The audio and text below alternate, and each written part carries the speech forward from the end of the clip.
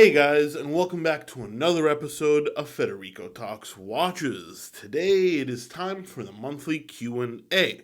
That is, if you follow me on Instagram, I put up the Q&A picture. By the way, my Instagram is Federico Talks Watches. You see the Q&A picture, you ask your question there, and I pick a few of them, and I try and answer them once or twice a month in a video. But of course, before we get started, customary wristwatch check. Today I'm wearing the Breitling Chronomat Evolution on a brown Breitling calf strap. This watch is about 9 years old, one of the longest in my collection. Far from, the most worn, but I do enjoy it every now and then. And of course, don't forget to check out delraywatch.com. A couple of great additions in the past few days. Jaeger LeCoultre Master Calendar Power Reserve on a bracelet, very cool watch, and a brand new Girard-Perregaux Laureato 42 millimeters box and papers. Not the easiest thing to find, believe it or not, and priced fantastically, and a Rolex Pepsi 16710. All that and more at delraywatch.com, link in the description below. And yeah, guys, today we're going to cover everything from the Rolex shortage to the best first watches to buy to, who makes the best leather watch straps and more. Let's get right into it. The first question is from Real Austin Lale. What is your favorite movie watch? Well, this one is a tough one. Actually, no, it's not. The Cartier Santos from Wall Street, worn by Gordon Gekko, a complete 80s icon. I still want this watch. I really, really do. I will eventually own it. And I think probably one of the most iconic movie watches of all time.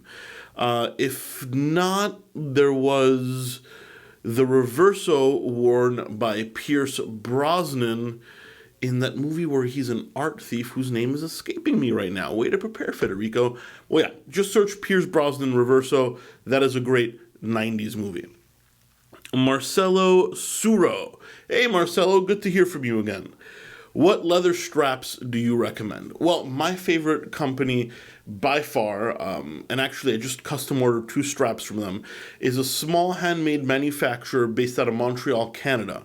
Goes by Combat Straps. The name of the owner is Aaron, and he has a ton of leather to choose from, and he can custom make any size, any color, any stitching, anything you want. Now, while not the cheapest in the world, they are all handmade, and you can pick anything from beaver tail to alligator.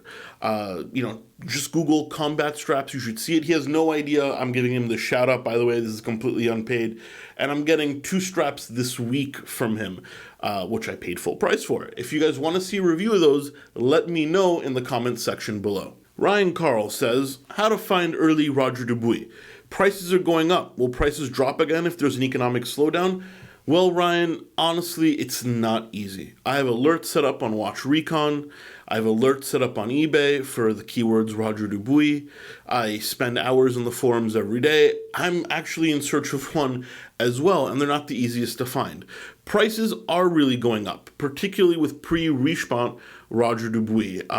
Will prices drop if there's an economic slowdown? Sure they will, but they will with every watch. It's not just Roger Dubuis, but I think in a bubble, Roger Dubuis prices are definitely poised to go up, and I'm not the only one that says it.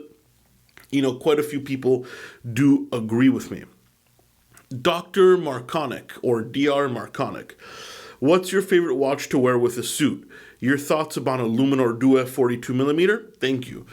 Well, buddy, I like crazy watches. Everybody knows that. I've got some pretty wild pieces, and I like wild pieces. But with a suit, I'm very, very classic.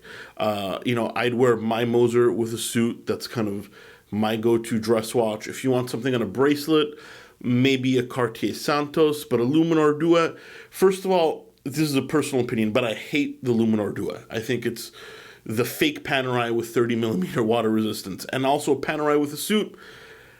Once again, not to be harsh, I think it's pretty bad taste. I'm much more classic when it comes to my suit attire. I wore a suit every day for almost 10 years. Thank God I don't have to anymore, but essentially you do you. If you like it, go ahead. Lester Figueroa says, is there any country that does not have a stainless steel Rolex shortage? Well, Lester, no. Every country has a stainless steel Rolex shortage. However, that being said, there are a few countries that I have heard from a lot of watch dealer friends and that I've noticed is easier to get Rolex than not. The worst by far is Europe. Awful. Parts of Asia are pretty bad. America's not awful, even though it's not easy to find, but South America, for some reason, particularly Mexico, I've seen a lot of Rolexes coming out of Mexico, coming out of the Caribbean islands, so Jamaica, the Bahamas. Obviously, Mexico's not South America, but, South America as well, Colombia, Argentina.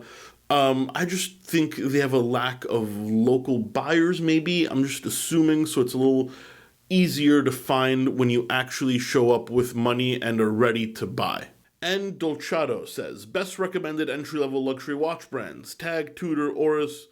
Well, Tudor, absolutely fantastic. I don't think you can go wrong with any of their lines, and it's a great way to experience things such as a column wheel chronograph for an inexpensive price and an in-house movement.